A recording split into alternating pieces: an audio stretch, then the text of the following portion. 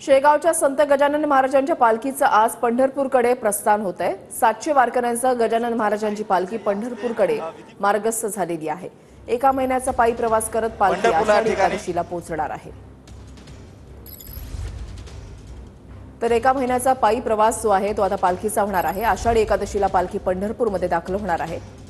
संत गजानन महाराजांच्या पालखीचं पंढरपूरकडे आज प्रस्थान झालंय। आज संत श्री गजानन महाराजांची पालखी पंढरपूरसाठी या ठिकाणाहून निघालेली आहे। आषाढीचा एकादशीचा सोहळा आणि विठुरायाच्या भेटीला ओढ लागलेली गजानन महाराजांची पालखी आपण बघू शकतो। या ठिकाणाहून सोहळा जो आहे तो या ठिकाणाहून निघालेला आहे। जवळपास एक महिन्याचा या ठिकाणी प्रवास आहे या पालखीचा।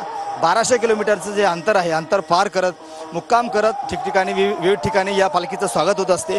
या पालखीचा एक महत्त्वाचं वैशिष्ट्य असं आहे की या पालखीमध्ये जवळपास 700 जे आहेत ते या ठिकाणी वारकरी सहभागी झाले आहेत। जवळपास 250 पताकाधारी आणि 250 टाळकरी, जवळपास 200 सेवेकरी या पालखीसोबत असणार आहे। मोठ्या लवाजम्यासह हे जे गजानन महाराजांची पालखी जी आहे ती या ठिकाणाहून आता पंढरपूरसाठी मार्गस्थ झालेली आहे। आपण बघितलं तर गजानन महाराजांची पालखी ही दरवर्षी पंढरपूरला या ठिकाणाहून जात असते। यावर्षी गजानन महाराजांच्या पालखीचं हे 55वं वर्ष आहे आणि पालखी जी आहे ती आता या ठिकाणाहून हजारो भाविक जे आहेत या ठिकाणाहून त्यांच्या साक्षीनं गजानन महाराजांची पालखी पंढरपूरला या ठिकाणी रवाना झालेली आहे।